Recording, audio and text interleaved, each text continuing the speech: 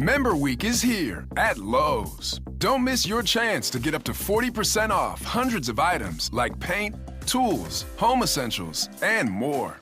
Shop our exclusive deals happening in-store and online now through July 18th. Not a rewards member? Join for free today and get ready to save more. Lowe's, we help, you save. Loyalty program subject to terms and conditions. Details at lowes.com/terms. Subject to change. Every team, every topic, everywhere. This is Believe.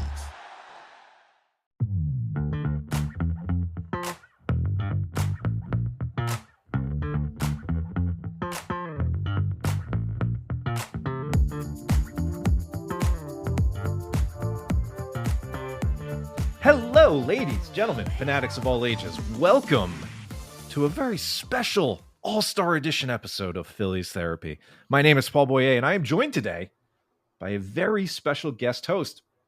He is an author at FanGraphs. He recently hit his 500th article on the site. He is also the author of the Wheelie Sports Cycling newsletter, which is very pertinent and timely as the Tour de France is going on right now as we record. He is very plugged into the college baseball scene and has thoughts about the Phillies' first-round pick from yesterday, Sunday, and about the team in general as we look back on this quote-unquote first half, even though the Phillies are 96 games in. He is my good buddy and the pride of Voorhees, New Jersey, Michael Baumann. Baumann, hello. Welcome back. It's been a couple months since we talked to you here. Yeah, I know. Well, I'm just happy to fill in.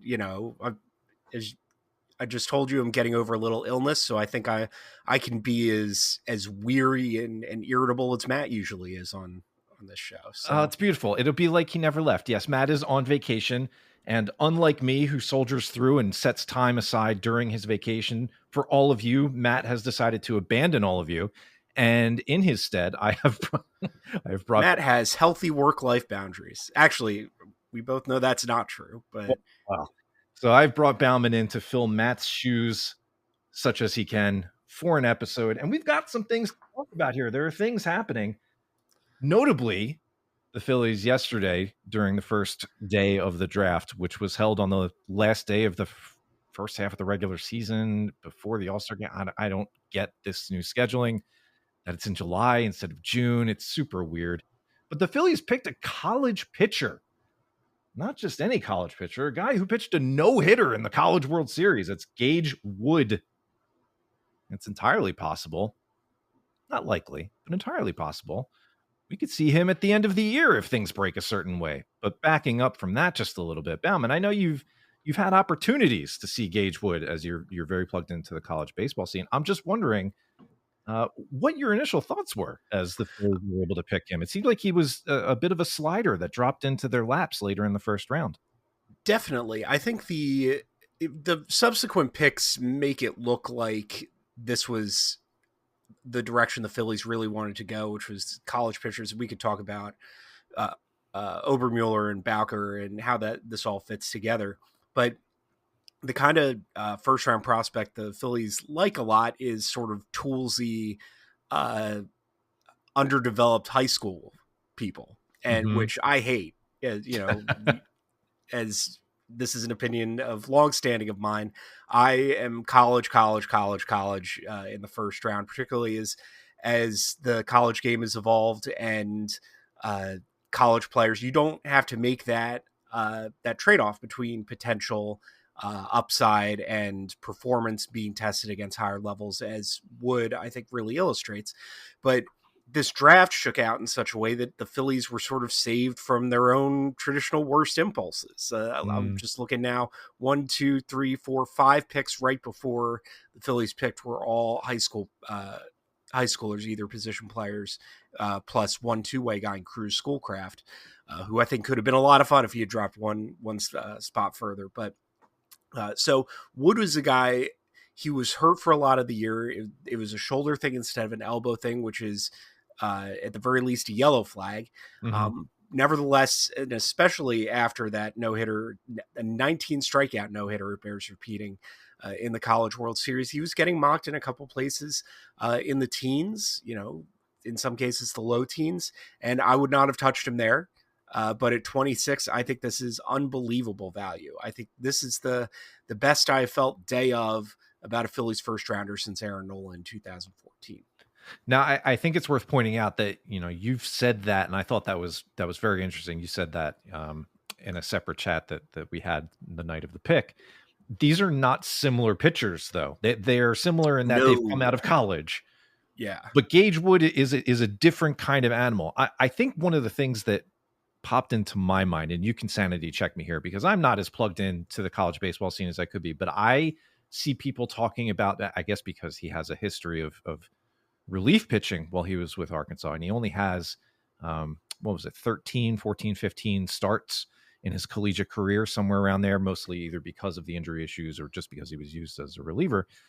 Is there an actual shot that this guy, if things break right, and I know that's kind of a broad sweeping statement, if things break right, that Gage Wood could help this team during the stretch run later this summer, the major league team? I think the skill set is there to do it. I find it highly unlikely that the Phillies are going to go that route. Not impossible, just highly unlikely. And it's because they want to bring him along as a starter. I think Wood is one of two SEC starters, along with Liam Doyle, who went 5th overall to the Cardinals, about whom I had an extensive feature article on FanGraphs last week. Both of those guys have a killer upper 90s fastball they can throw up at the top of the zone. Doyle in particular is just unreal. And both of those guys can get major league hitters out now with their combination of fastball and breaking stuff that they've got. But you don't spend a first round pick, even the 26th pick, on a guy who's going to help you in the bullpen now. Like, you want to get if not a front of rotation starter, then a good major league starter who's going to help you for 5 years with this pick. And I think that, the Phillies know more about Wood's medicals than I do. The fact that he sat out he threw less than 40 innings this year, even with Arkansas making a really, really deep run in the NCAA tournament. You could say that if he's healthy now, and he certainly looked healthy in Omaha, you can say that that gives him some extra bullets in the chamber, if you want to put it that way. But he hasn't pitched in 3 weeks. It would involve ramping him up again. It would involve training him in a different way if you want to have him throw, which is not all that common for SEC or ACC starting pitchers taken at this point in the draft.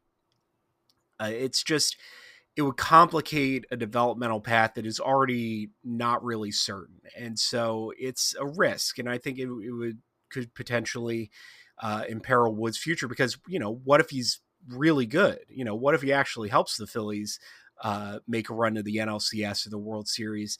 Mm-hmm. And, are you going to send that guy back down to high A and stretch him back out and have him figure out how to, work on his change up and off speed stuff? And I think it would be a really difficult high wire act to work, even for a team that develops pitching as well as the Phillies. And I think if they were, to be honest, I think if they wanted to use Wood in the bullpen, they would already be using Andrew Painter in the bullpen. And so just that says to me that as much as this team's window is now, they are trying to keep it open and trying to do right by, really maximize their top starting pitchers prospect.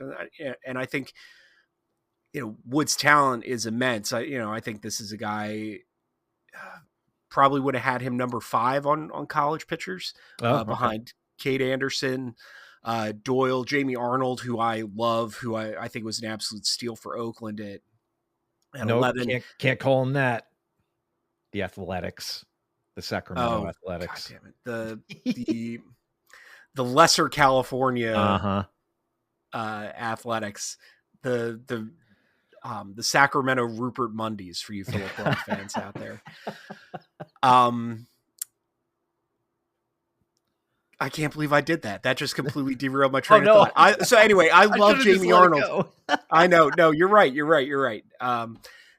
But I love Jamie Arnold. But, I'm just rambling now. I'm just going to tell you everything I think about the college pitchers. Totally capsized you. But I think it's relevant to the Phillies because Arnold's thing, and I don't know if your listeners saw him pitch at all Florida State or saw some of the highlights on draft night or leading up to it, he's 6 foot. He's like 6'1", 6'2" tops, but it's the same like almost submarine arm angle as Chris Sale, and it's this crazy crossbody delivery, which has it. The big thing with Arnold is it generates a slider that he can back foot to the opposite handed hitters, and just it's like you fall down swinging at it type breaking pitch. But it's also a mid 90s touching 97 fastball that goes up. It has rise. And I think that's a big thing with this draft class. Doyle is the same thing, not like the same arm angle, but it's a similar effect with the fastball. It's just top of the zone and just up it, tying hitters' hands together up around their eyes and using that to drop the breaking ball in below. And, Wood can do that. Kate Obermuller, I think is, Obermuller and Bowker, their second and third round picks are both short drop and drive college guys who throw relatively hard, a lot of high movement on the fastball, and you can work a breaking ball. It's the easiest way in the world to set up a power breaking ball, having a fastball like that. And so I think that developmental archetype is kind of interesting for the Phillies, getting these shorter power college arms who can pitch up in the zone with the fastball is it's an obvious coherent scouting approach and one that I happen to like a lot. I think it's very well suited to the modern game. Yeah. The second and third round picks, Cade Obermuller, as you mentioned, son of remember some guys all-star Wes Obermuller. Oh yeah. He's famous of the Royals, Brewers, and German Marlins. for Overmiller, I think. Of course. Yeah. And Cody Bowker, who is not related to Phillies legend John Bowker. No. All three are college pitchers taken 1, 2, 3 by the Phillies. I don't have the number handy on me, but I do not know the last time they did that. It's an interesting pivot, I guess, or a change in strategy. It might have been the NOLA draft, although they didn't. That wasn't all pitchers. That was the I think 27 out of 28 college players. Yeah, it's signaling It's signaling something, and it always takes a little while for these draft classes to really matriculate, I guess you could say. Baseball working differently than football or basketball, and really even hockey a lot of the time. So it'll take a bit before we get to see these guys in pro ball in a big sample, right? There may be opportunities for these guys if they sign early enough to pitch in a couple of games this year. I don't really know what the plan is, and this is where things get a little black boxy for me as it relates to converting amateurs into pro baseball players. I just sort of pick up the thread once they actually get into the system and start picking up those pro numbers. But I think overall, their Phillies have more picks to make with these first 3 in the bag, Mike. And it's weird to call you Mike, but I have to. You've do never that for the called me audience. that. I know it's so 25 years. You've never called me that. It's just, yeah. I'm going to stop doing that. That is the one time I'm going to do that. That was weird. I didn't like that at all. These top 3 picks for the Phillies. Like, what do you think broadly? Is there something to look at here with 3 college pitchers? Do you like these picks? Obviously, you like Wood. Like, are the Phillies doing right by these first high value picks in this draft? I like Obermuller. Obermuller's a guy I had my eye on last year. Iowa last year had 2 guys, well, really the entire staff. They just could not throw strikes last year. But these guys had a lot of arm talent. And the other bigger name was the guy I wanted the Phillies to pick instead of Dante Nori. That was Brody Brecht, the former football player who ended up going to Colorado. I think that Brecht was the kind of guy that I think the Phillies, just big body, velocity, smart, hard worker, big breaking ball, just needed to be able to put it all together, keep things consistent. I think he could have been an absolute steal at 27 for them last year, and they passed on him, and I'm still mad about it. And it's not going to quite be the Jackie Bradley Jr., Larry Green thing, but it's if only because I think the Rockies are going to badly screw Brecht up and we're never going to see him again. But I think it's like that level of mistake.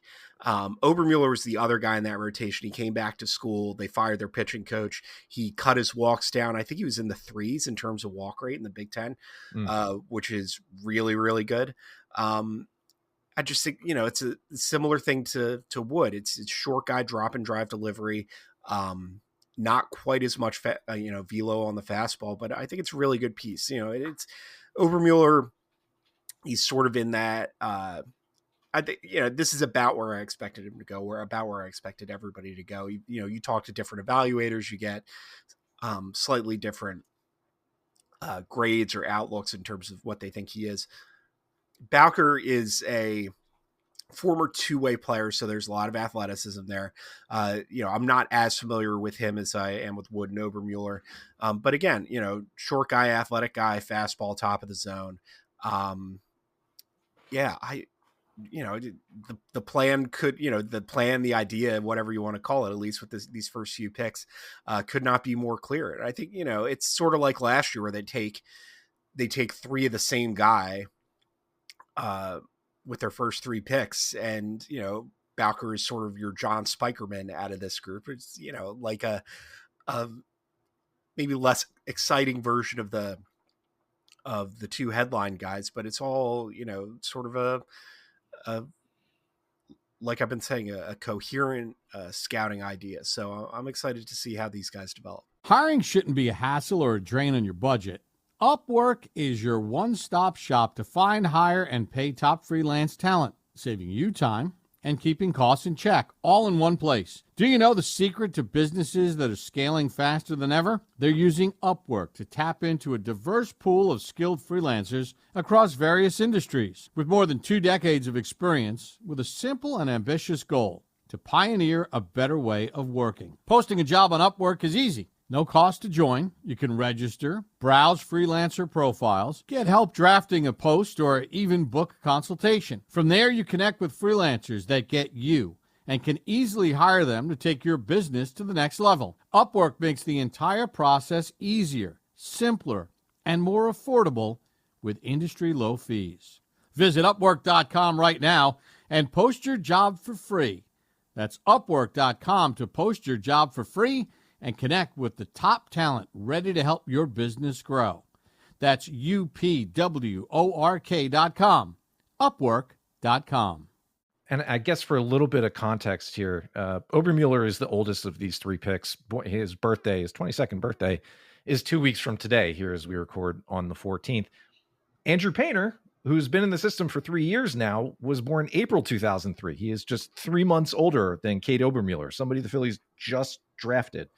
So I think as we get set for Andrew Painter's debut, whenever that might actually be, that's a neat little bit of context to know that he still could be a junior, possibly rising senior in college. And he is, despite having been around and on the cusp of debuting for a couple of years now, by no means is he aged out of being in phenom territory. And with that, we segue into the major league team. More broadly, the Phillies, who are at 55-41 and a half game up in the National League East as we hit the break. Baumann, it has come up a couple of times when Matt and I have talked about this team, how incongruent or dissonant the record and the performance seems to be with the individual parts of this team. You look up and down the lineup, and you see a number of guys either directly at league average or are disappointing below league average. You look at the pitching staff, and obviously the rotation is fantastic, but the bullpen has been spotty. I think we'll call it that. And yet, here this team is, again, 55-41. They are within shouting distance of the best record in the National League. They are in first place in the division. And Baumann, I can't help but wonder, why does this team feel incomplete? Why does this team feel as though they are not matching the performance? How did they do this in the first half? Like, what is your view on this team's first 96 games? So there are 3 answers to that question. One is that they are incomplete. This is a lineup that has, I think, 3 guys, Trey Turner, Bryce Harper, and Kyle Schwarber, who have, are really carrying the load. And everybody's feelings about Turner, he can be a frustrating player himself, even when he's going well. And Harper's been hurt or ice cold for large parts of the season. So, it shouldn't surprise anybody that the offense has been in and out. And I think there's been, real problems with the major league level development of Bryson. Bright Stott in particular is just mystifying to me. How he's not better by now. And Alec Boehm and Brandon Marsh are two other guys in that sort of age group who sort of are what they are at this point. And so this is a lineup with, you look at it, 3 good hitters, 3 guys that I think you could really count on. Yeah. Obviously that's going to be frustrating. And the bullpen, I would say you definitely watch more of this team than I do. So you have a better handle on, like the specific things that make each reliever annoying, but you got Kerkering and Strom, and the Alvarado suspension, like just that hurt. Yeah. Crippling blow to this team, particularly as well as he was pitching. Strom is not as good as he was a year or two ago. And Jordan Romano has not been, I'd say that experiment has not been particularly successful. And it's just a bunch of guys, there are guys I like, I like Tanner Banks a lot. I think he's underrated. But it's just kind of an average bullpen at best. And so this is an incomplete team, and they're going to have to pay, if they want to improve a lot of those places. I don't know where the impact hitter is, where that's coming from, especially if you don't want to deal one or more of Stott, Boehm, and Marsh and just completely remake the roster on the fly, which that scares even me, tricky, somebody who doesn't have the job on the line like Dave Dombrowski or Sam Fuld or Preston Mattingly. And so this is sort of the army you got to go to war with on that respect. And with the bullpen, there's help out there, but we're talking about paying through the nose I think this is the one thing I would never, ever, ever pay a premium for in the trade market, which is team control and relievers. And why is that? Relievers, even good ones, are so inconsistent, and even relievers who are great during the season.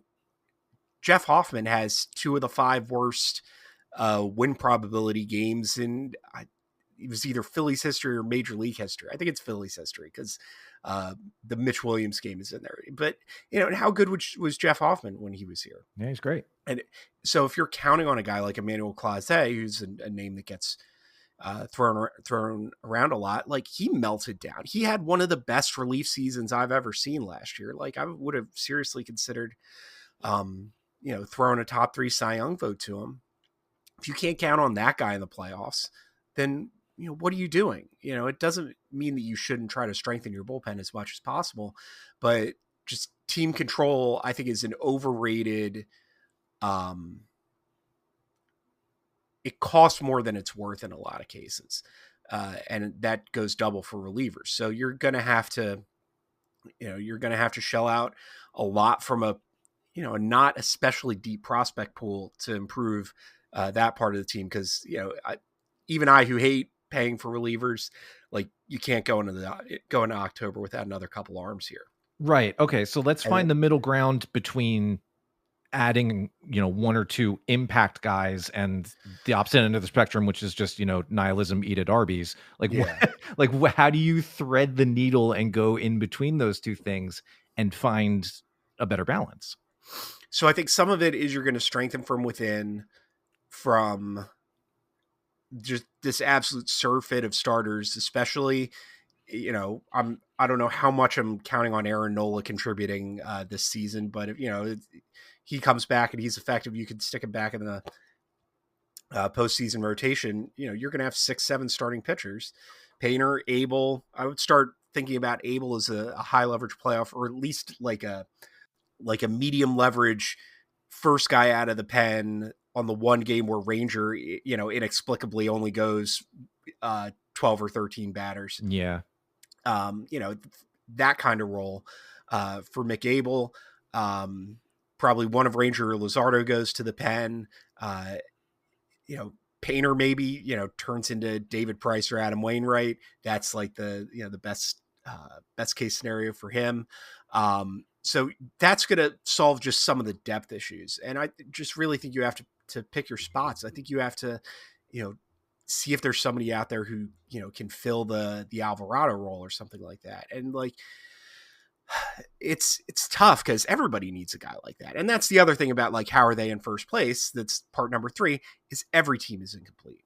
And I think that that's something that, you know, I crap on Phillies fans all the time for being hysterical. I think, you know, we deserve it. We do. We've had our brains broke. And this, you know, this was the entire point behind the fan exchange program. Yes. Was me and Matt griping in the press box about, you know, like this team is actually good. Like stop crapping your pants. But you know, every team has these issues to a greater or lesser extent. And like the Phillies also have the best, deepest rotation in baseball. And that solves a lot of other problems. You know, it means that they can win games like yesterday where it's 2-1. They can only scratch 2 runs out and the bullpen's a little, you know, makes you sweat a little bit. And they're doing this with like their number 2 or number 3 starter, who's better than, you know, probably half the teams in the playoffs have as their number 1. And, you know, I think we've sort of had our brains cooked by the Eagles this, which are ordinarily like this incredibly stressful, frustrating, self-sabotaging team, producing 2 of the 3 least stressful seasons in the history of professional sports, you know, within a 3-year span.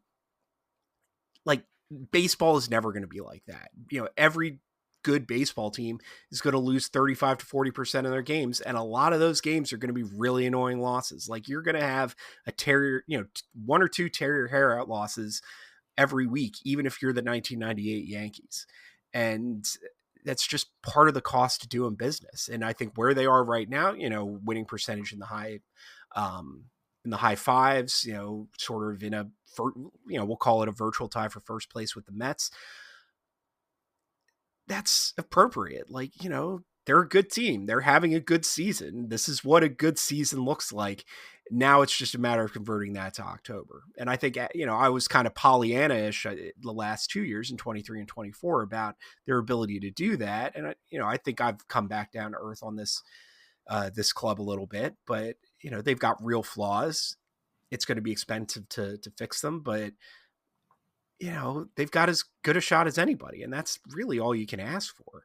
Would you agree with the thought that, you know, because we're talking a lot about what this team can do in October, and they're a very good bet to make it into October. Their playoff odds are very high, no matter which site you look at. I happen to be looking at Baseball Reference, and it's above 85%. Well, I think that's a mistake, Paul. I'm going to go to the FanGraphs playoff odds. Yeah, me too. Which have the Phillies as, and 91.7%. Yeah, there we go. 91.7%, 58.3 to win the division, 1 and 3 to get a bye, which is, you know, that's all right. That's pretty good. Yeah.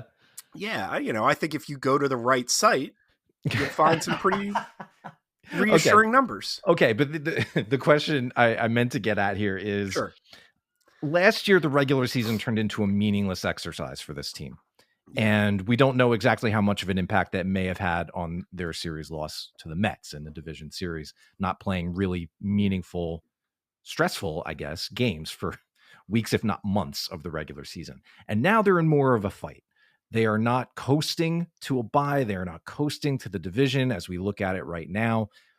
Does that separate this season and make it more meaningful? Because we are talking a lot about playoff moves and the things that they could do from internal options once October comes around.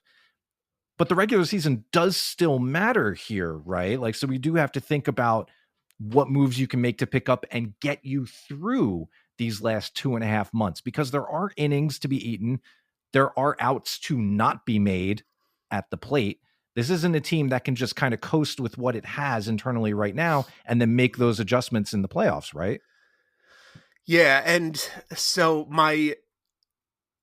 with all my heart, I want to say no, but I want to disagree with you. But I saw how this team, I don't think they got complacent. I don't think that they checked out or anything, Yeah, but yeah. you know, especially because just like philosophically, like the idea that you're worse off if you start the season playing like the 2001 Mariners is just ludicrous to me. Right. Yeah, I agree. But the intensity dropped, and there was a lot of sense of waiting around for things to get important.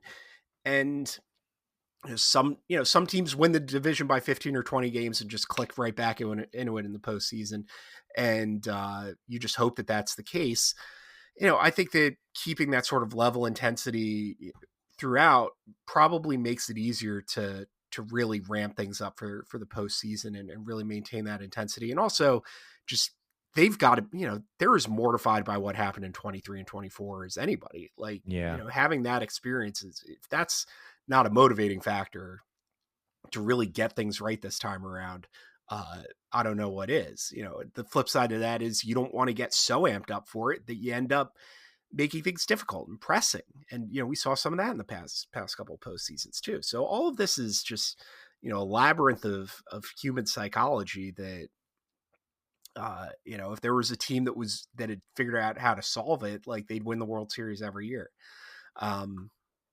So, I do like that they're sort of in what I expect to be a rock fight with the Mets, for the division going down to the line. I think that it'll do them some good to, get those reps, play those high intensity games and really build all that up, if only because last year we saw it the other way and it didn't really work out for them. So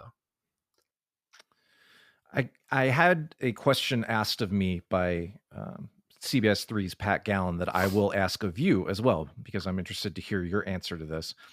In the second half, as we look ahead past the All-Star break and the game, which happens through this week, the early part of this week, who is the one player or players on this Phillies team that needs to step up their game above and beyond to really help this team solidify its playoff run and positioning as we continue to look ahead to October? Oh, that's a great question. I think it's one of Bomer Castellanos. And, we saw what that, Castellanos was lights out during the playoffs last year. And that was the difference between them, really putting up a fight. They were in every game that series. Yes. I know the result was pretty ugly, but I don't want to say one or two things go differently and then blah, blah, blah, but he really kept them competitive. And I think just having that guy, and particularly the kind of hitter, they're just such similar hitters too. So this is why I say either one of them could do this. Just having a guy who makes a lot of contact, puts a lot of balls in play, can drive the ball. We talk about with Harper and Schwarber, sometimes it's all home runs. Guys who could put doubles in the gap, after one of the big bats walks in front of them. I think that just does so much for lengthening this lineup, keeping rallies going. And yeah, it's been maybe, I guess it's probably too easy to anticipate for me to call it truly disappointing, but they're just crying out for any kind of, production from the right side, sort of lower down in that lineup. Mm-hmm.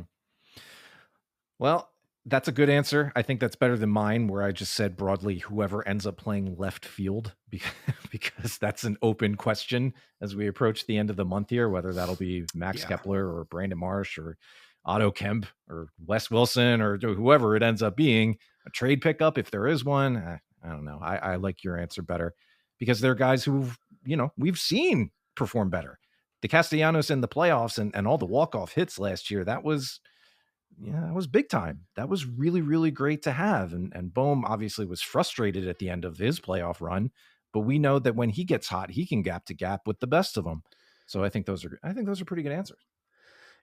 I can hear you doing your I'm going to wrap this up cadence, but I want to ask you one question, because I've been thinking about this a lot. Okay. That was a good pickup, by the way. Wow. Okay. Yeah. What's the question? Yeah. Come on. I fucking know you, man. So we're getting a lot of articles of like fake trades, or this is who the Phillies should. Yeah, and ordinarily I don't really have a lot of time for that sort of thing because it's just you never end up with something realistic. But there was one package. It was Clase and Stephen Kwan. Somebody was saying the Phillies should go after. Oh man, that duo, and Kwan is just like.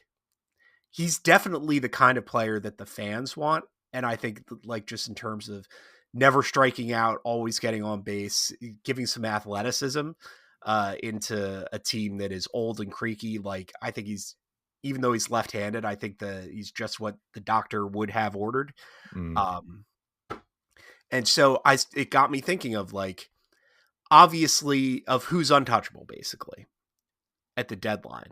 And like, obviously, if the Dodgers say, hey, we're going to trade you Shohei Ohtani for Andrew Painter, like you drive Painter to the airport. I'm talking like, of course. Realistically, like where do you draw the line for who you're willing to trade out of the prospect pool? I do think that is a far more interesting question now than it may have been before the season, because I think my line has shifted. But I want to clarify that this is not me giving up on Aiden Miller by any stretch of the imagination. He has not hit quite as well as I think a lot of folks may have hoped coming into his first full season at Double-A. He's currently rocking a 733 OPS with 8 homers. He's hit better of late.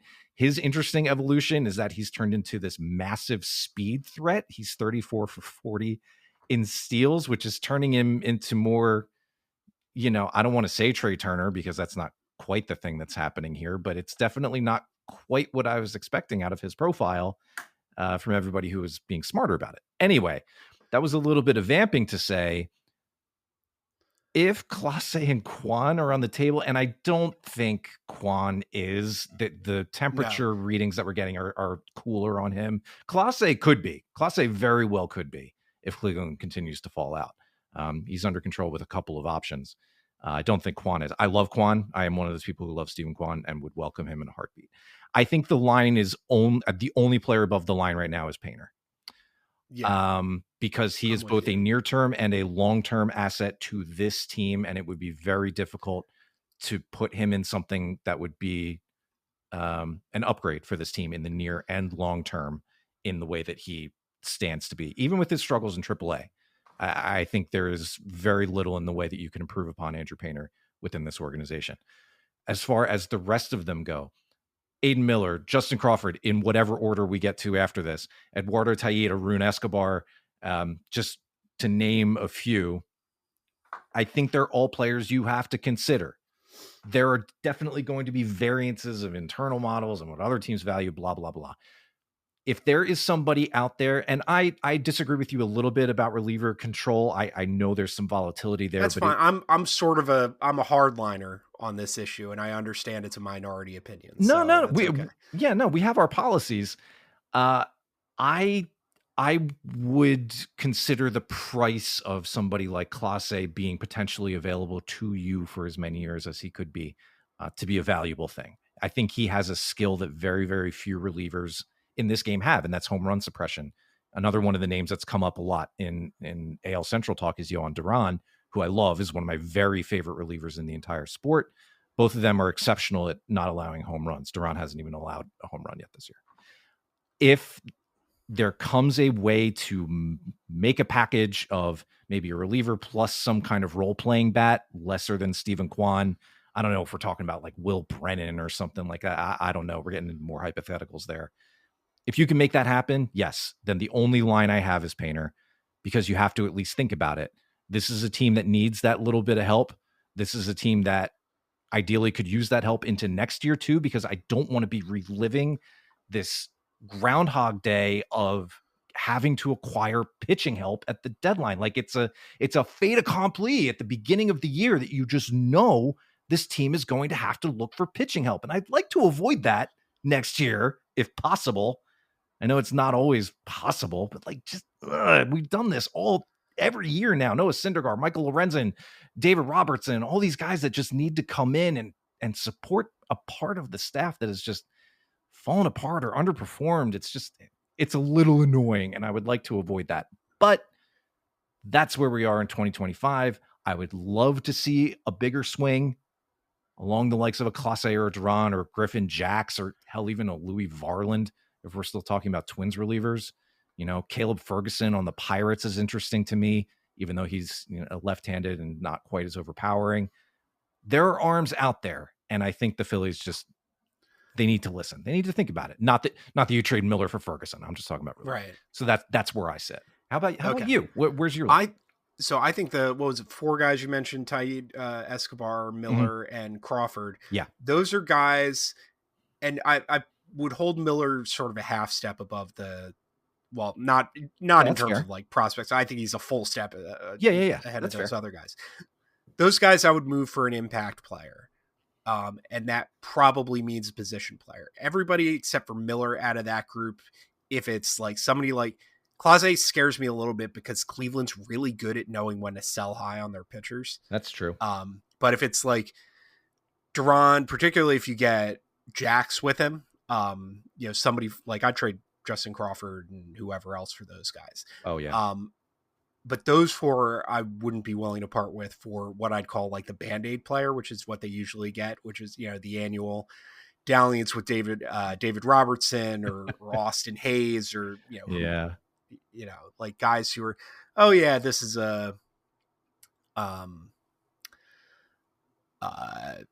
he's going to platoon with Brandon Marsh or whatever, or he's going to be our 7th inning guy. Like, you have to make those trades.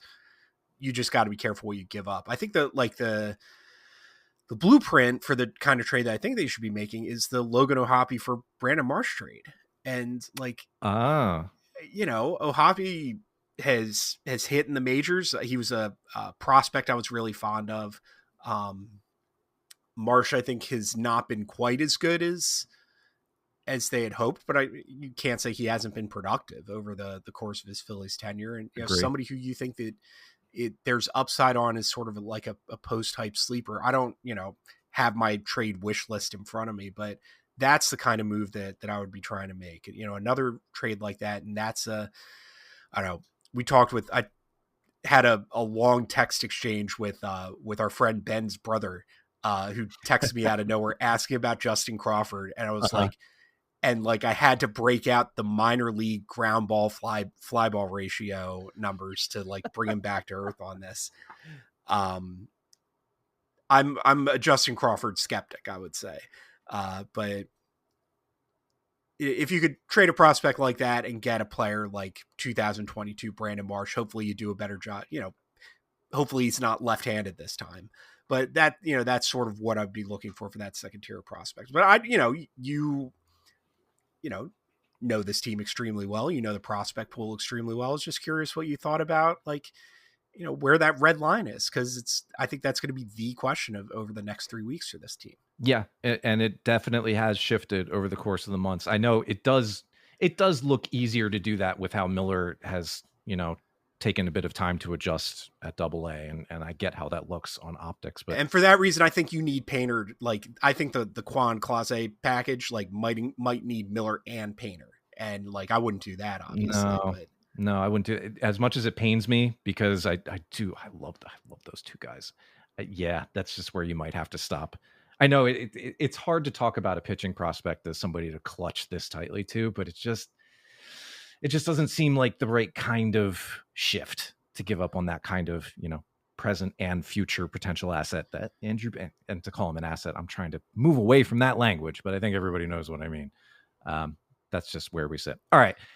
You successfully delayed my wrap up cadence, but I do want to ask you one more quick thing before I fully wrap things up. And it is about knock yourself out. Yeah, because it is about cycling. You have your newsletter, wheeliesports.substack.com. You have over 1,000 subscribers on there, which is fantastic. Congratulations on that. Yay. As the Tour de France is happening, for folks who might not know anything, but may have, come across some highlights if they still watch SportsCenter or just in their channel surfing, what's one thing to know about the Tour de France, either this year as we get toward the final stages, or just something you think a general audience would benefit from knowing about the Tour de France? Okay. Well, if you go to Wheelie Sports, there's a post in the top nav bar called the Crash Course in Cycling. So cycling is very tactically complex and interpersonally complex, and it's like poker while you're also doing cardio that would kill a normal person. And so if you want like a good enough sense of tactics to follow the race and you're coming in completely cold, like that's why I designed that post and put it up there. What I would say is Tadej Pogačar is a Slovenian climber. Climber, it's all around. He's an all around cyclist. He won the Tour de France last year. He won it in 2020 and 2021. He is possibly the most dominant cyclist of all time, adjusted for competition, and maybe the best individual athlete on the planet right now. And so like the thing about cycling is like they have different races over the course of the calendar. You know, there are 1 day races and 1 week races and 3 week races, and everyone, and you know, some over flat ground, some over mountains, and they demand such different things of the riders that it's almost impossible for one rider to be competitive in everything. And Pogačar is, and he's dominant in everything. Oh, wow. Okay. And so I think just in terms of like, you want to see the greatest of all time, he's at 10:48 a.m. as we're recording. If you got Peacock, you could see the greatest of all time. And so, you know, just if there's one thing you want to know, I think that's the thing you want to know. There you go. Thank you very much. That is Michael Baumann of FanGraphs and WheelieSports.com, the cycling newsletter, giving us his all. Being my friend for 25 years is not without its taxes and fees, but I appreciate you hopping on. Yeah. Appreciate you hopping on for Matt and talking us through the first half and the draft and everything that's to come. Thank you very much, buddy. Appreciate you. All right. We'll talk to you, in a few minutes.